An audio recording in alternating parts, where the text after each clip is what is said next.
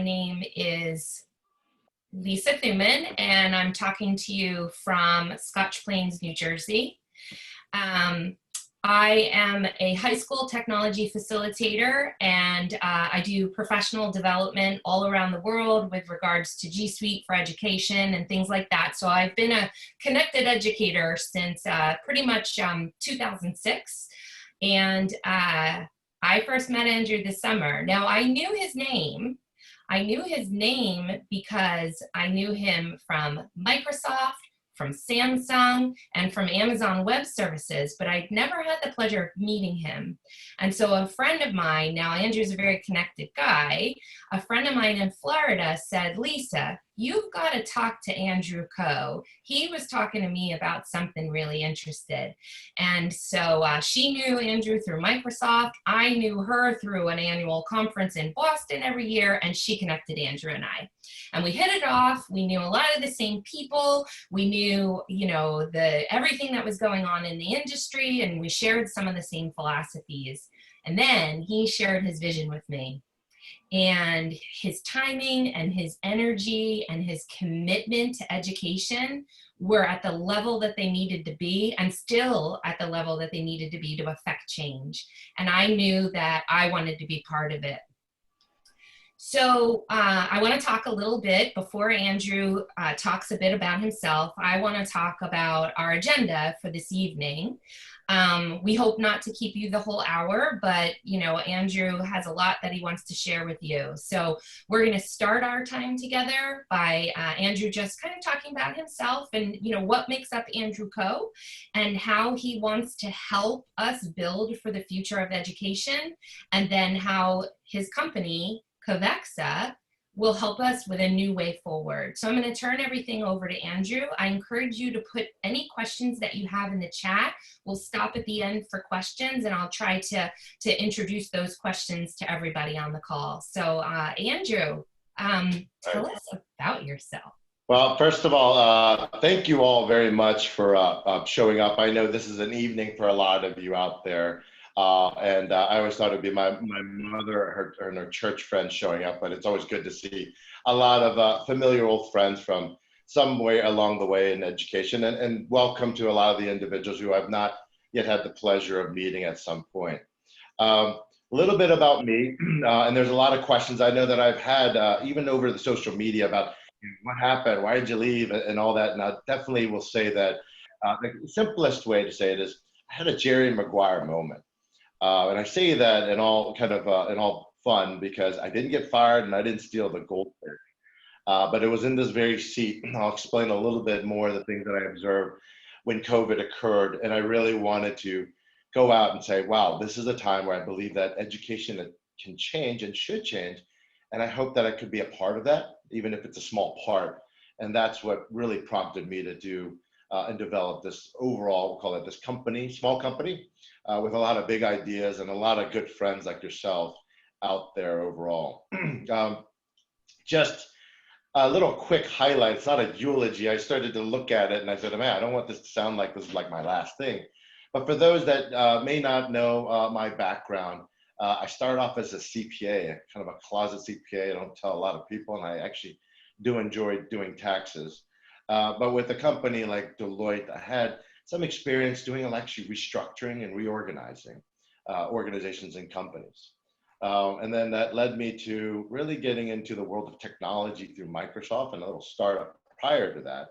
But really 12 years at Microsoft, where I had the pleasure of working in my first opportunity within education, where I helped design and create what is now, I believe they still call it the Microsoft Innovative Educators, and really found a strong appreciation for all the education that's occurring, and definitely a lot of the trials and tribulations that educators have to go through. Took my family to Korea, where I was not born, but my wife and her family and my parents were from South Korea, where we not only learned the culture and language, but I had the opportunity to work for a little company called Samsung, where I got involved with the world of devices and Android, and where they've had some really incredible tablets that they also created. And that in itself was an incredible experience, well beyond software. In between Microsoft and Samsung, I also my passion with education drove me to realize that it's not just about technology and the educators, it's also, good or for bad, policy and politics, and compliances and regulations. And so Governor Terry McAuliffe, I was fortunate enough for him to have me appointed to the State Board of Education in Virginia, where I saw a state purview of a lot of the challenges that were systemic from a policy perspective. And they also gave me a different flavor and a different side of the coin when it came to education.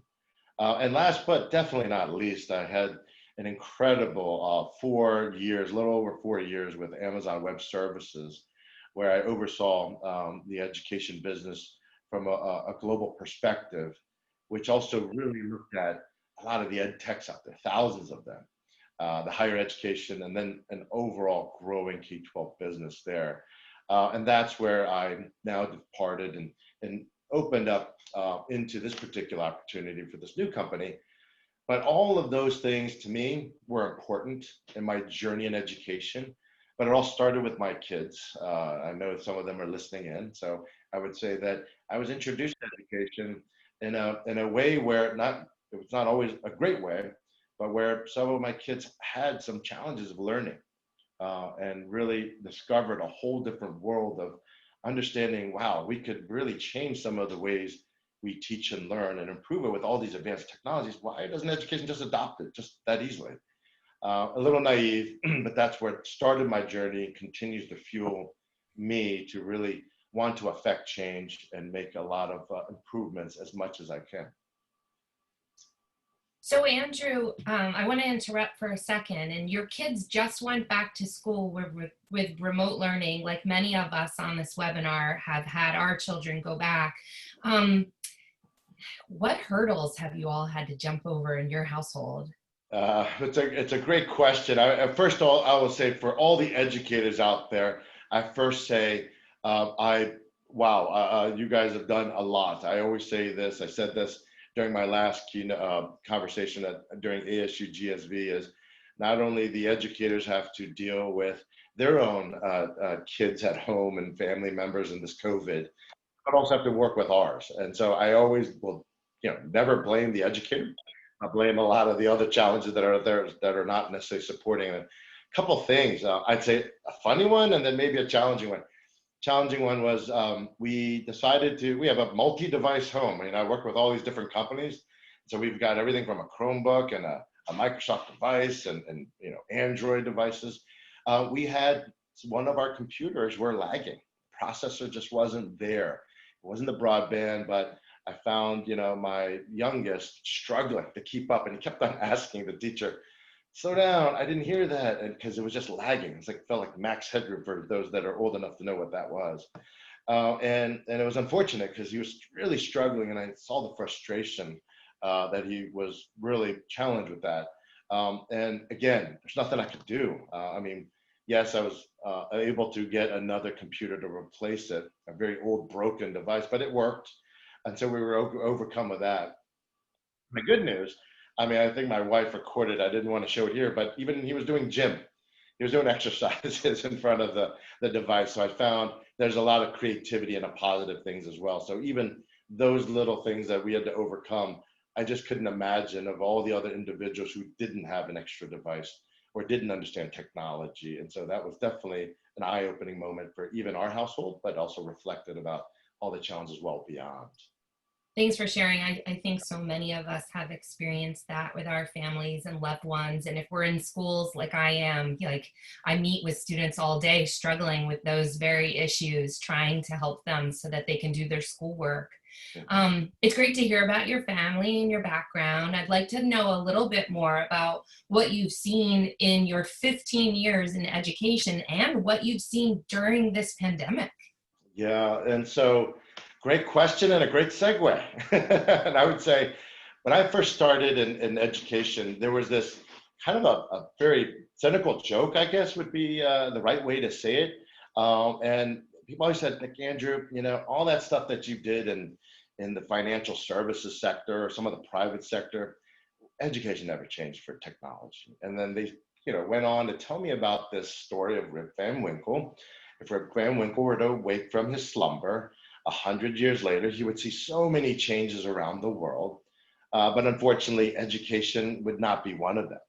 And I went, whoa, what does that mean? And they would always show that picture of that black and white educator in front of a chalkboard and the 20 or 30 or so, students raising their hands. And then there would be this modern picture of the same thing. But I would say just in this last 5-6 months, and I know I'm preaching to the choir for many of you out there, this unfortunate this unfortunate pandemic that has been bestowed upon us has really made a lot of people wake up. I think even Mr. Rip Van Winkle would now say, whoa, it's going to start to change. And I believe firmly that we are going to be changed forever. Now, I know that a lot of folks want to go back to the past, but I think there's already a lot of momentum that are really starting to uncover and unearth a lot of the challenges that a lot of the education systems, the educators, and the institutions and leaders themselves have known for many years. And just to kind of give you a perspective that even in this very seat that I'm sitting now, as I was with my prior company, we pretty much saw this. And this is straight from the UNESCO site. So from everything in January, pretty much operating on their quote unquote normal basis, 4 months into that, pretty much had the entire world stop learning. These are the actual numbers that the survey from UNESCO did. And they're based on all the enrollments and the start of the school days, or the start of the school year. And in the US, pretty much it was around that spring break timeframe. And from pretty much from April to, we'll call it September, only 5 months or less than 5 months, everybody had to gear up and get everybody a device, some level of connectivity, and have the educators put all their content online. I mean, what we just described there in this one little chart, I'd say in 5 months, everybody in education around the world, I would say globally, had to do what probably would take almost 5 to 10 years for everyone else in the rest of the remaining world to do. And that is an incredible feat. And I say that the impact of it, just to give you some quick stats, and I'll show you where some of these references are, is that there is so much of an intricacy between education and the economy. And I'll give you a couple examples right now. Even countries like the US, France, Germany, Italy, the UK, today, even their surveys saying that 60% of the parents or families do not have an alternative solution for daycare. And so as many of the parents have to go back to work, there's no one there to watch over their young ones. And this is actually causing a ripple effect just on that one example. As an example, many times it is our women and young ladies have to take care of them. And that's not being sexist or anything. It's just unfortunately that's what's happening, which is now starting to cause a greater gap in the gender inequality. That's actually a fact that the UN has published. And then you then add that, you thread the needle a little bit more, all those loss of working hours actually represent over 400 million jobs that are not going to happen because they have to be home. And so we're very much not prepared, and that is making not just an impact on our young ones learning, we haven't even gotten to that yet, but really the challenge of the dollars and the finances, and that is impacting everyone across the board. Now, when it comes to learning and dropouts, we haven't seen any much more studies talk about this, but it's also very much a reality where they're also projecting, because of all the now poverty that's going to happen and bestowed upon a lot of the individuals who are not necessarily as affluent and need to get to work, there's now going to be an increase of about 71 to 100 million more dropouts around the world. Kids are going to have to go to work rather than go learn. And so this vicious cycle is not going to end soon. And so I would say for those that think we're just going to go back, we can't. We have to solve this now. And what I witnessed is that everybody wanted everyone to get a device and a connectivity of access to the internet. It was so much that people may not realize there's actually a shortage of Chromebooks and devices on the planet, a shortage. There was not enough out there to actually have all those acquired. I don't think we even had enough time to get our educators prepared appropriately. Did we have the right content, the PD for online learning? And those you just can't compress within such a short period of time. but I know that they're improving every day just by watching my own kids learn online. But there's still a lot more to learn and a lot more to teach one another, in that kind of a collaborative way.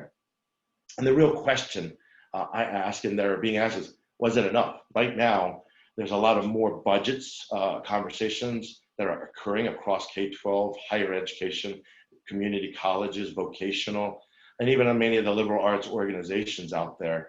And right now, they're all challenged. And I would say that this is just some of the newspaper clippings on the web that if you go Google search education COVID-19 for just the last month. And the short answer, I would say, is we still haven't gotten it right. And again, it's not a criticism of any one organization or group, but it's just trying to compress what everything should have been established for almost 10 years ago, are trying to be crammed in within a short period of time. We're seeing a tremendous increase of more social, emotional, we call it anxiety from a lot of our young learners. Even Asia, where everyone says, oh, Asia got it right. No, they're having challenges too. My relatives are from Korea. No one has perfected this. And I think everyone is learning as we get along or go along. And then now there's a recent rash of ransomware. Unfortunately, there's a lot of bad actors out there that are trying to do a lot of things of taking advantage of all this, we'll call it, new connected devices and individuals. And so I would say that we're still in a challenge state, but I will also say in an encouraging way, we are getting better and we need to get better. And I know that a lot of the legislators, a lot of the leaders from not just in the US, but even other countries are taking this as an opportunity to really reimagine and hopefully improve as well. So Andrew, this is kind of a lot to stomach because it's, it's right here in front of us, right? Yeah. What do you recommend, like what needs to be improved?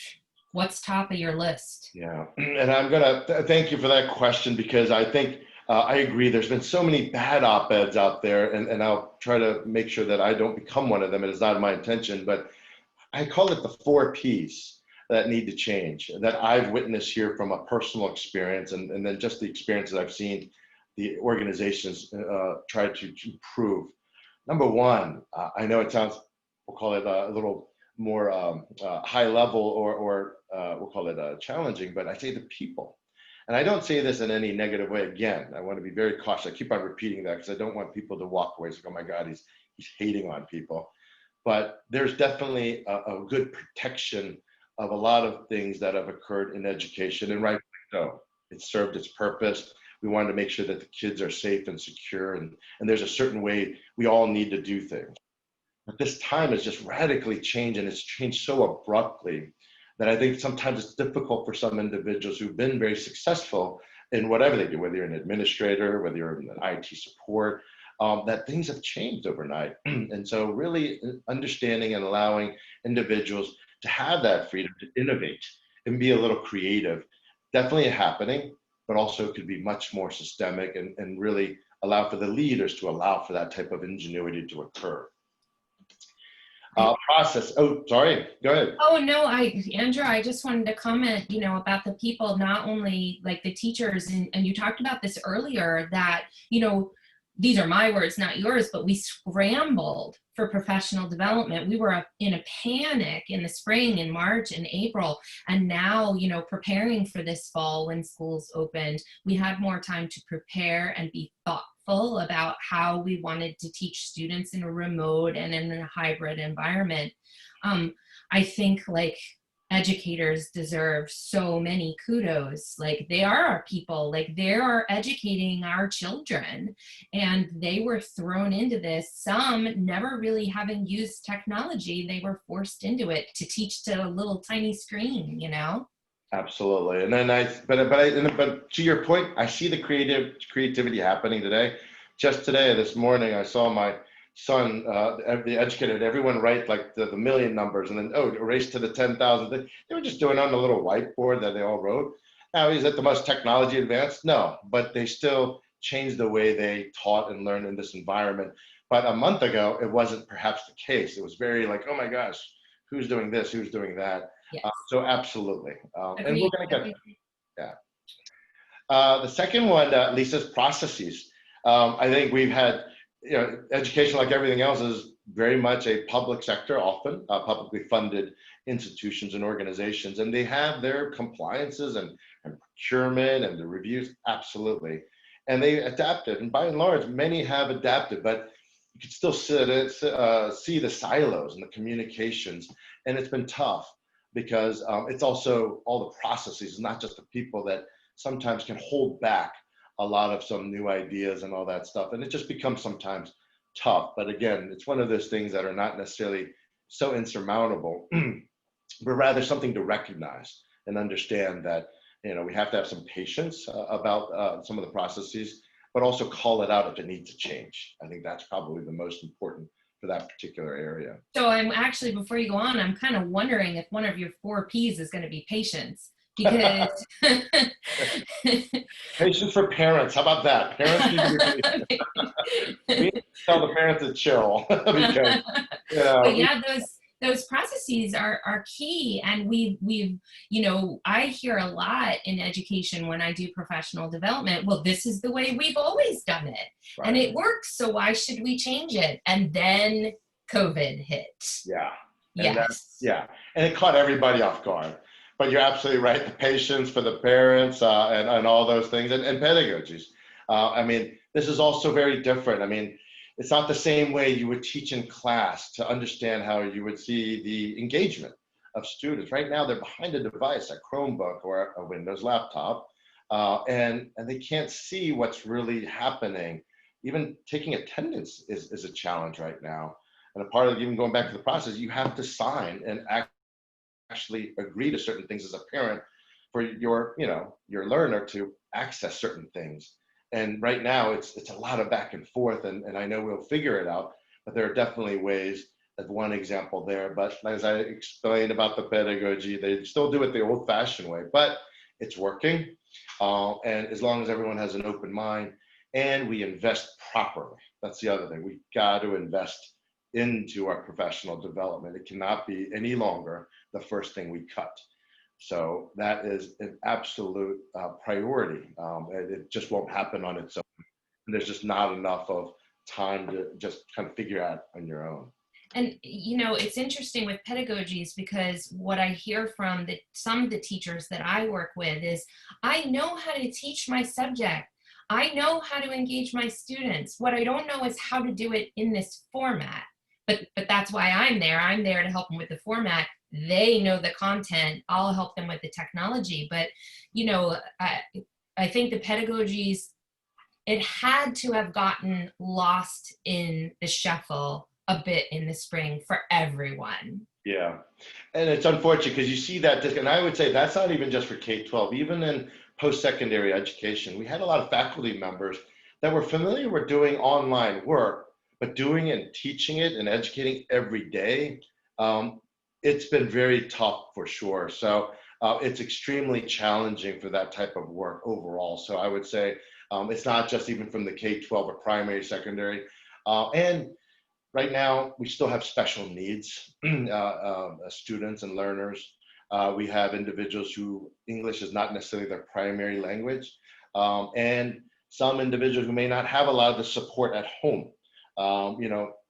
We are fortunate. My wife is actually there sitting behind, assisting, but we know that not everybody will have that access. And so how do we make sure that even teaching is actually allowing for us to be equitable as well? And the final P I have is products. Again, I'd say it's not about budget. I also want to be very clear. Often people say, oh, education never gets the budget for technologies. There actually is budget. There are budgets. It's just a matter of, is it the right, smartest way? Is it architected properly? And I'll just say this, I no longer work for a cloud company, but I still firmly believe if you're not going to the cloud, you're already going to be behind. There's going to be so many more additional challenges you will face in this new environment should you not go and have your compute, your storage, all that stuff off. That is not I recommend that's not a business or a lot of investment I would make if I was an education leader. Let the professionals handle that and focus in on the learning and the education and the science of learning would be my recommendation there. And I mean, the products, there's just so much to choose from and so much available and so much being developed. So how do we improve education through the use of technology? There's so many ways, and I'll get to some areas where I think the number one thing that I've recognized is that in education, and many organizations, by the way, so education is not just the only one, they don't even know what applications all their educators, students, or parents are using. And many times, often this could be violating some of the security parameters or even some of the compliance. And so there are technologies that actually can see everything and have a bird's eye view, if you will. And that's just one fundamental thing there, if you will. But there's some basic things like disaster recovery. When something goes down, and often they do, you need to make sure that a lot of your informations are backed up. So there's so much more to go into that. So I didn't want to go into that, but yeah, those are every single one of these areas are areas that can definitely improve, save money, and make everyone a little bit more happier as well. Oh, sorry. But when it goes to improving, the one I'd say document that I've seen, and there's so many, again, going back to the cynicism that's out there, the criticism and the finger pointing, that does nobody any good at all. That's a waste of time. The one article, or I'll say the report that I actually enjoyed reading, even though it's a little high level, it's at a policy level, is this one from the United Nations, because it also sees a much more macro perspective, and I'll try to explain it from more of an action-based perspective. The four things to highly summarize it. Number one, reopening schools is not trivial, as we all know. There's a lot of complications and still a lot of the unknown out there. But they go through some of those planning out there that I think it's worth just kind of reading some of the basics there that they describe. The financing. We are not going to be getting into any economic miraculous recovery within the next 3 months, knock on wood, I hope we do. And this is global. But at the same time, we cannot degrade our investment of education. That has to happen. There's too many other things. Now, can we improve cost savings and the redundancies and the efficacy? Absolutely. But just massive slash and burn cuts, I think, will continue to, get to a point where we may not be effective anymore in the way we teach and learn. Equity is no longer a buzzword, but it's just a mandatory thing. We shouldn't talk about equity. We should just do it. And of course, my favorite is this is an opportunity to change. Every big pain point that has happened in the history of our world always have recovered something to improve. And I hope and I believe that this is one of those moments that there will be a silver lining at the end of the day. If I were to say now from a high level to what are some of the basic things that we need to do to improve, I'd say there are a couple key actions, I would say, and just framing it up. And there's so many different ways to look at it is kind of build of what great looks like. And this is, I'll quote the superintendent, Austin Butner in Los Angeles School District. I had the fortune to meet with him prior COVID in January. And then we were talking a lot in that March, April timeframe, specifically around even how to get Chromebooks to the students out there because of the whole social distancing. But he always start off, you know what, I'm always looking to see what does great look like? It's a question. It's a rhetorical question, but it's an important one because as we're trying to fix all the todays, if we're not looking at the tomorrows, we're going to make and continuously make mistakes or just not be efficient in our approach. So not knowing where you're going is an extreme challenge. And I'll just quote Sun Tzu, where he says, strategy without tactics is the long road to success or victory, but tactics without strategy is the noise before defeat. It basically means just don't be busy, be mindful of where you want to go and go conduct and be successful, have a pathway. The fundamentals of technology, just from a technology perspective, there's so many gaps that are out there in order to really enable a rich online learning, if not a hybrid learning that has been skipped. And again, you just can't overnight make it happen and click a simple button. There are many fundamentals, and I'll go over some of the ones that I've seen that have been massive misses just so that other people perhaps can have some perspective. And maybe if you have them all, perfect. Probably 20 others out there as well. But they need to be appreciated. And then when we're looking into the future, and I know some of you may agree or not, there's probably a million other things that we need to do, but we're going to get into this data-driven basis pretty soon. The whole world already, and if you, some of you have had the opportunity to read some of my personal blogs of why I decided this and my reflective points, you know, Airbnb, the valuation of Airbnb is worth the same as Hilton Worldwide Properties. And why I bring that up is because the whole new fourth industrial revolution, industrial revolution, is all premised on a knowledge economy, and that's information. And so people are putting a premium on information decision making. This whole world is about the now. Get me that now, give me that now. And I think we should evolve cautiously, in compliance, safely, securely, with privacy at the top of mind. Number 1, 2, 3 is priority, but somehow figure out a way to get there. And that's going to be super, super important, because 90% of the data produced happened in the last 2 years. And that acceleration is only going to be exponential, because we have now pretty much 1.8 billion learners that will have a device. It's going to be an incredible amount of the science of learning will absolutely change from now on out. Now, I know some people ask me, like, you know, what does great look like? So I'll just kind of throw out a couple more buzzwords, because this in itself could be a 2-hour webinar. And I know it's getting late for some folks, but what I'm seeing from an overall education, both primary to, I'll call it lifelong learning. I know my friend, for some of you that may be calling in from Australia, the RMIT folks, I got this from our good Vice Chancellor, Martin Bean. He said that skill-based versus time-based versus degree-based is had that sort of collision path right now. Time-based meaning a lot of time-based seat time that we measure and fund our primary in many of the countries. Degrees are being questioned. You know, there's a lot of students who are saying, hey, it's not worth me going to that university for that amount of money to learn on a device in my dorm. Again, it's what's happening. It's like the market forces are starting to show itself. But skills are becoming much more critical. A lot of community colleges or vocational tech and skill-based, am I going to get a job with this, are becoming absolutely critically important. And certificates are also not at the end of the day the only thing, but how can I really get that job interviewed to get that job?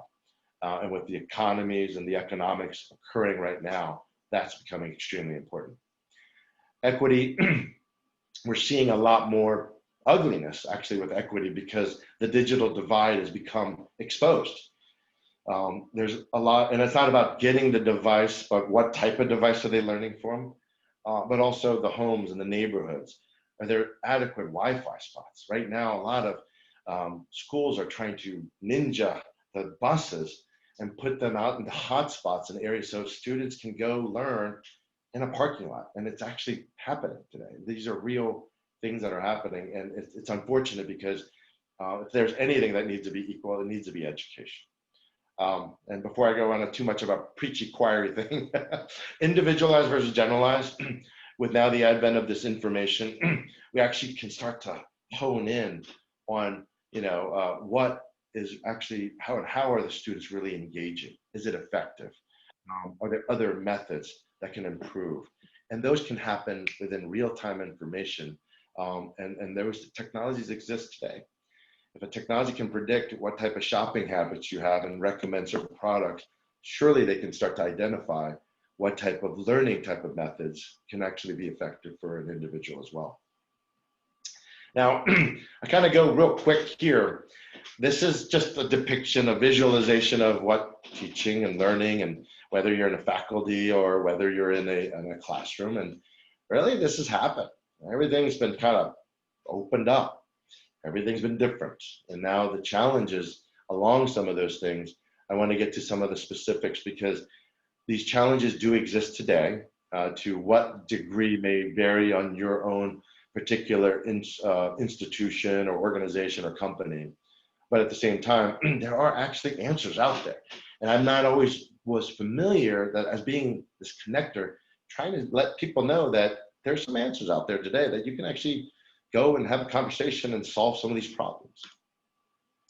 And what I would say is there's some of the questions, even identity management, even today in the year 2020, we still have a very much bifurcated identity management. And for those that may not be as technical, it's like how many times you have to log on for single sign-on for this app to that app to this.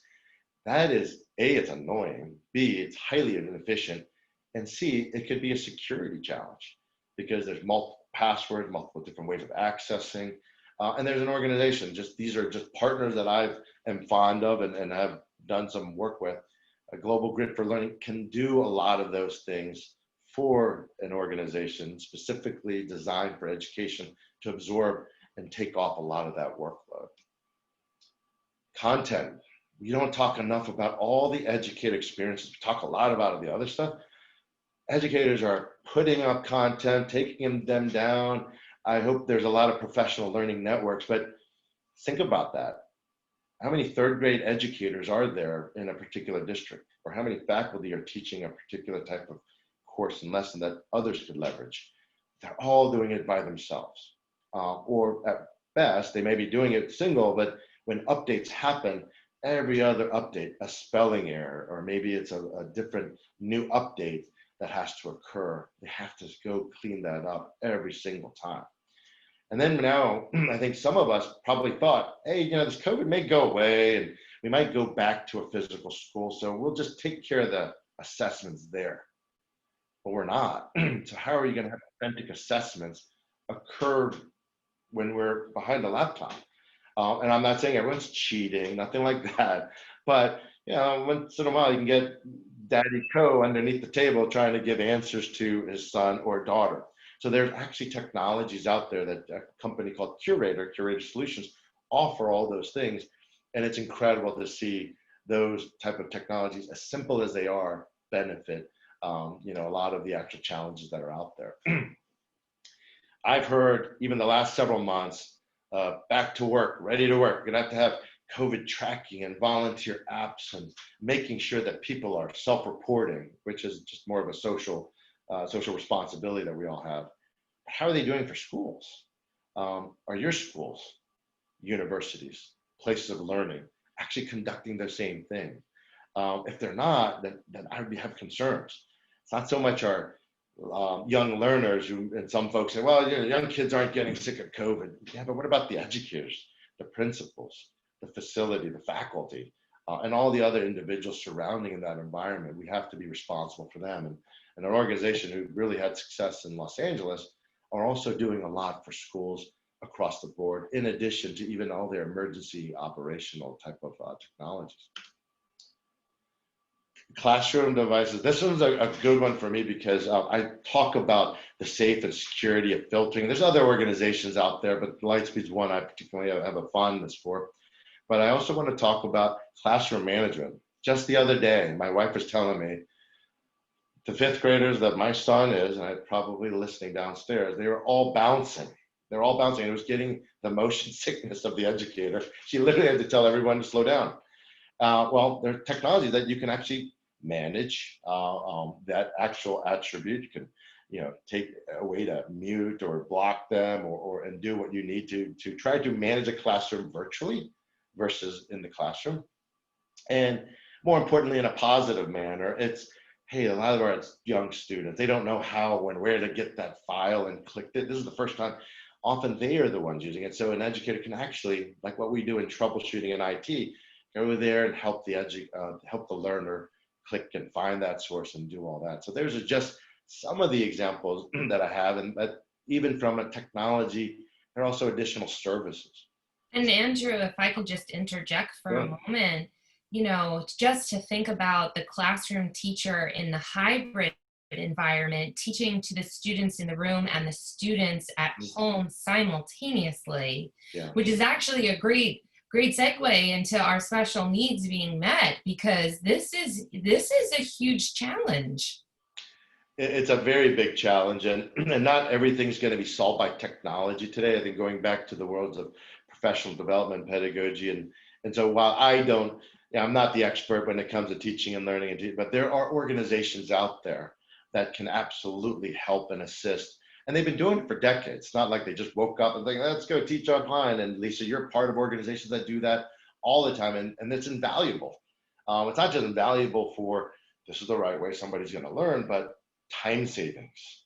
I think that's the most precious thing that we can return back to our educators, and a good professional development, understanding those, it's not shortcuts, but efficient way of doing things can improve so much, not just for the learner, I mean, the educator, but for the learner. Like the little voice, my young child had a hard time reading online rather than a book. Click the little voice thing and it read to him.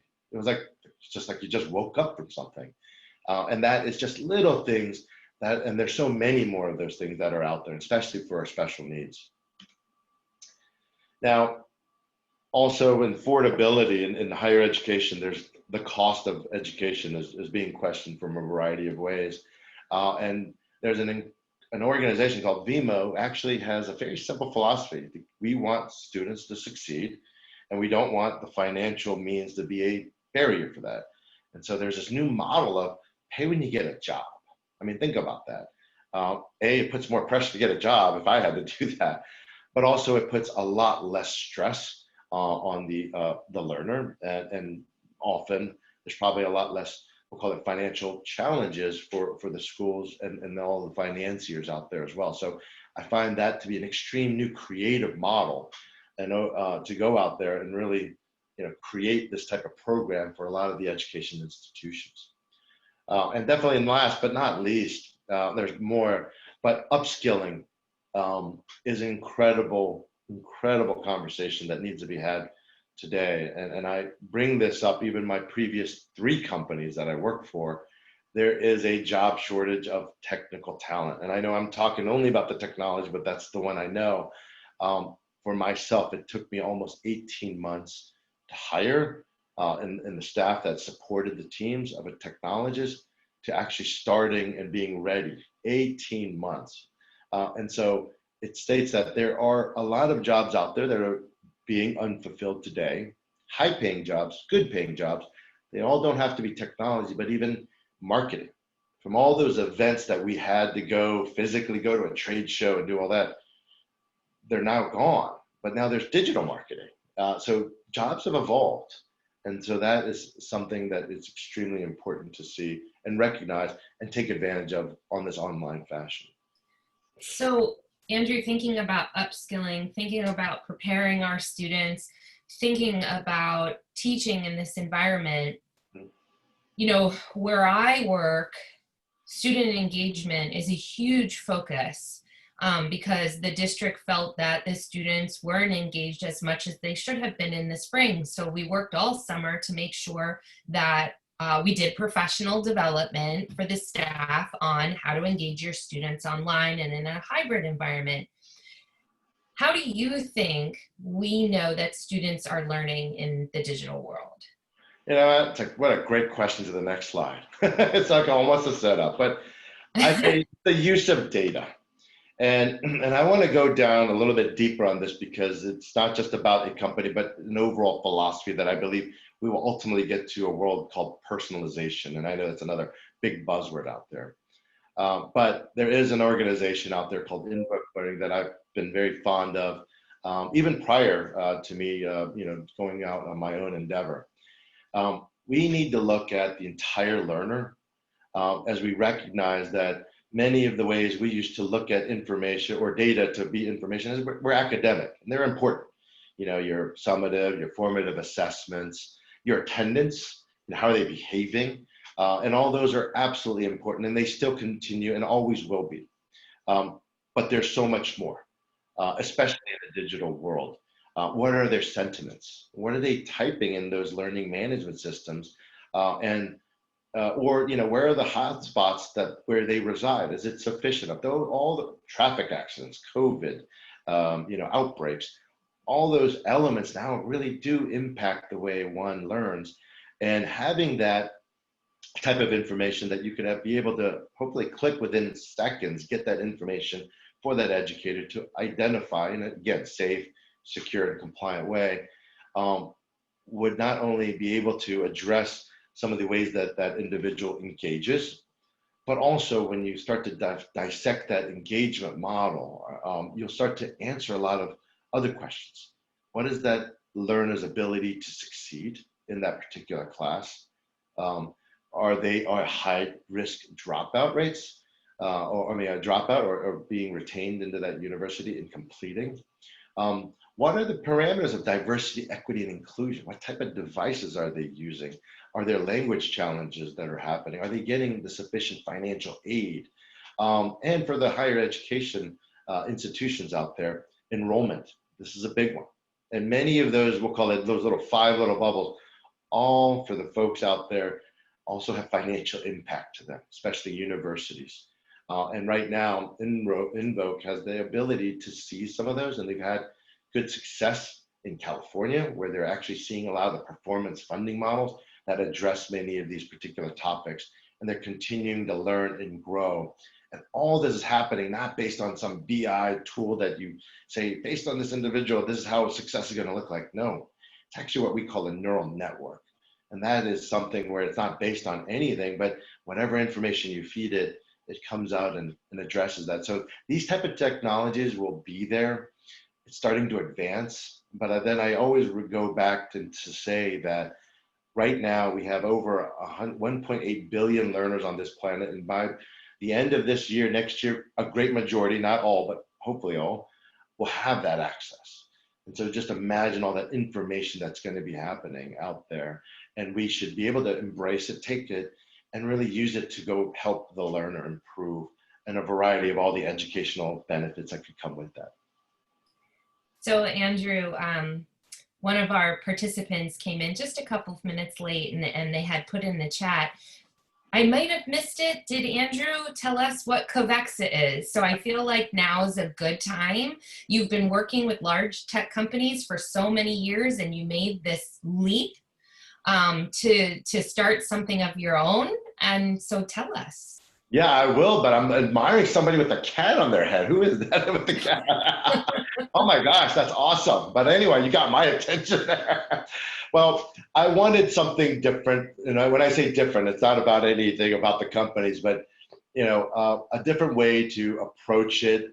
I had the background experience of seeing everything from policy, the politics, to the devices, the cloud, software, international. Traveled over 225,000 miles just last year. That's not a good thing. That's not a bragging thing at all. And I felt that my best way, me, myself, and I, a good team of three, just as a start, wanted to start advising. I want to just get out there, at least get into that ground level, get the fingernails dirty, and really understand what was really happening during this very important moment. And so the people that I could help, especially ed techs that I believe in, that I wanted to help really assist them of introducing to really like-minded, forward-thinking leaders out there in the market, whether in an institution in higher ed, community colleges, or even in the K-12 primary and secondary institutions. So that's where I started, and that's where I have started, and it's just beginning. But at the same time, I find that there are gaps in the solution. So I will be creating endeavors to build new solutions and products. And along the way today, I do have several clients that are venture capital, private equity from around the world, not even in the US. We're also there as I'm assisting them, asking them to invest into certain particular types of companies or products or areas. And along that conversation, even what I'm discovering is that there are even educational institutions that want to partake in some of those investments. So those are a little bit sideways, a little bit further down the line, but it's happening. And I wanted to give that pathway. But what I also come to realize is there's a lot of work. I say, man, this startup, entrepreneurial, it's tough. So whoever's done it, you're awesome, because I felt that I work like twice as hard, and it's hard, and there's a lot of work. And so I've recruited some individuals to help out with Helen, Christina, and Lisa, for you as well. But I also called to kind of my friends of Co. And I'd say it's like the modern day world of the village. We always say it takes a village to raise a child. I used a little bit of a word that's Japanese. I'm not Japanese, but I just like the word, kiritsu, where it was actually established by the philosophy that says hey, I'm good with the network of people and the knowledge that I know. But if I teamed up with you and your network of companies and the knowledge that you have and their knowledge, and then there's another one, we start to become very formidable. I'm going to say that hard. But at the same time, we're threaded with a very much unique objective, and that is to make positive change in education through the use of technology. So with that, I had the very fortunate of having some really good friends and some clients that are really good, that are ex-CEOs or current CEOs, investors, superintendents, CIOs, current and prior CTOs of institutions, agencies, higher ed organizations that have all been there to collectively provide input, but also embrace new of these technologies to try some things. And that's why I say, I'll just wrap up with mine and say, the reason I have this call today is just to inform everybody, this is where I'm heading for many of you that have been either following me or I've had the pleasure of cross-connecting, but also I'm asking you to be volunteers for those that are out there in two ways. Number one, if you are in one of those public educations, give some of these ideas a try. And I'll be more than willing, and I will commit to you that it might not work, but there's definitely some positive learnings that we want to go after and try. And some of these companies that we have will absolutely be successful. Share your best practices. When I say that is, there's no way that I'm going to know everything, and there's not one individual on this planet that knows everything. But there are a lot of good things that I have yet to see, and I see them every day, every week, from a lot of the individuals probably on this call. And I'm sure there's a ton more out there, ton of new technology I have yet to even spell out today. And so I encourage you all to come back and see if you could submit that. And Helen, as you did smart to put the little QR code up there, so you can put your phone up there and go right in there and submit down if you need to.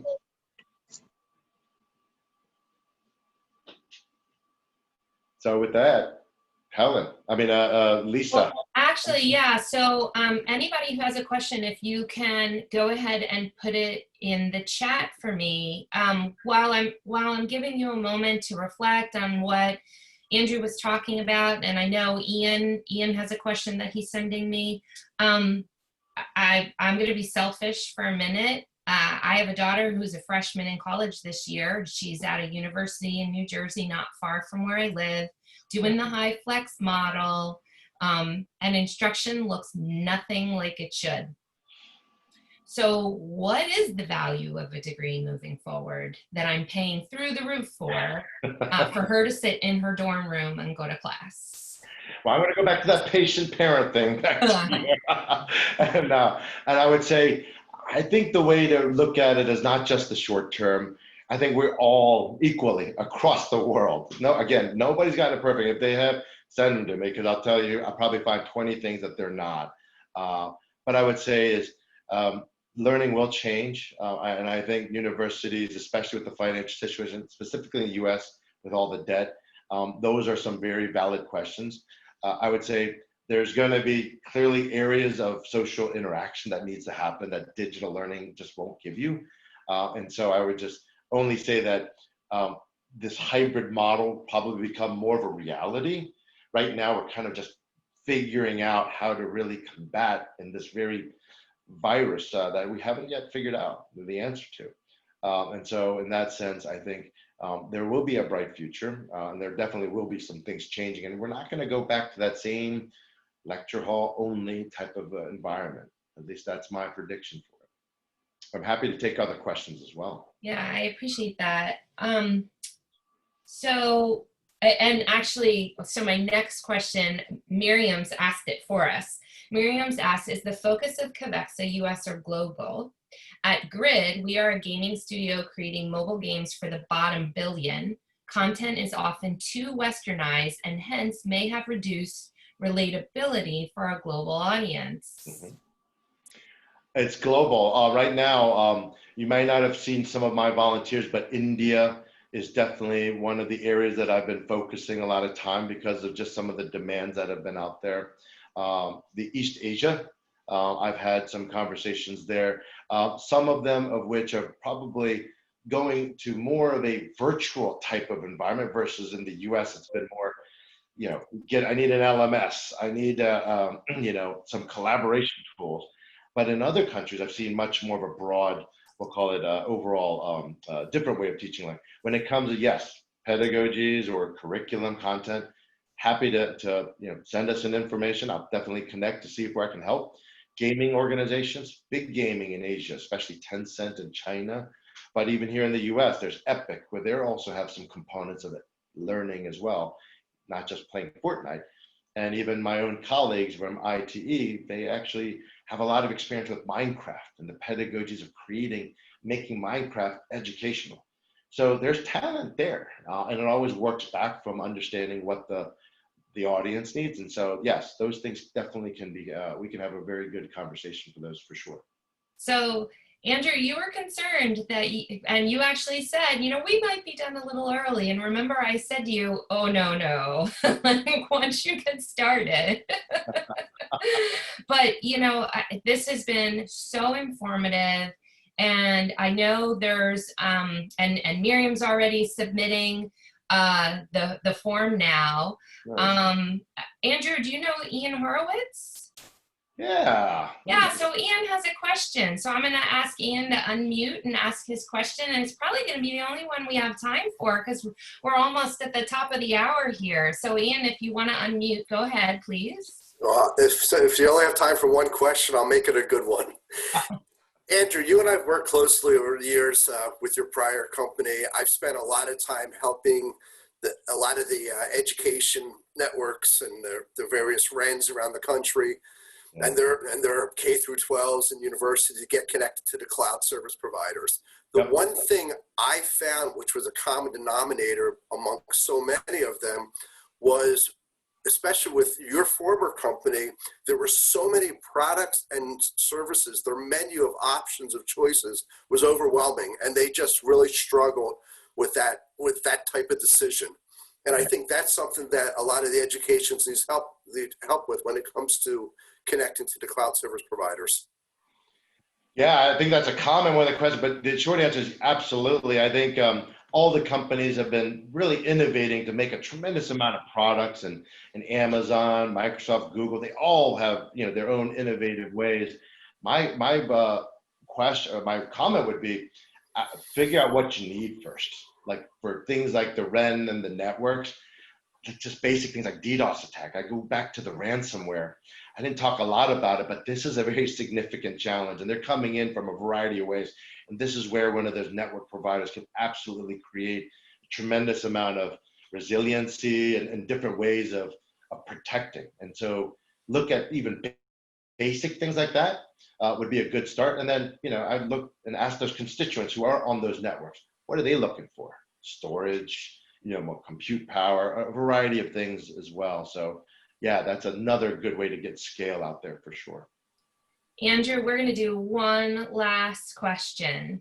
It's from Daniel Connors. The need is great at all levels from pre-K to PhD, and it is great to see your vision taking shape and form. In the resource constrained reality of today, what is your plan to penetrate into the rooms where the decisions are being made? What is my plan? I think there's a couple things. I think the decision making in education is not very straightforward. I would say from both K through 12 and some degree of higher education, I believe what's going to happen is consolidation. Right now, consolidation, not to take over everybody's. This is for the US, by the way, so I don't know if that was a US directed question, but I'd say there's no single threaded owner for all of the K-12s in any particular state. It's very rare, but there's a couple states that are doing it. Kentucky, West Virginia, and I believe, what am I missing? California has a lot more of those governing overall. But I think, North Carolina, sorry, that's the one that's been there for a while. You're gonna see more of those trends. And so why does 133, and I'm talking about Virginia, all 133 have to do independent acquisitions, reviews of LMSs, or filtering or devices, or it's just a waste of time. We can be faster, we can save more money, and we can be smarter about those deployments. And it's not about taking over. I think those kind of conversations at the gubernatorial, governor level, Secretary of Ed, Minister of Education, I think are right now. I'll just say that these conversations of technology have become at the forefront. No longer the, yeah, when I have time, I'll go pay attention. They're right now immediate. So I would say that's my thought. If you have ideas and other things, I'd be extremely open about that. But I'd say it begins there. And then I think we start to loosen up some of the policies that may be prohibiting for some of those conversations to happen. Thank you, Andrew. I'm going to ask you to stop screen sharing, and we're going to say good night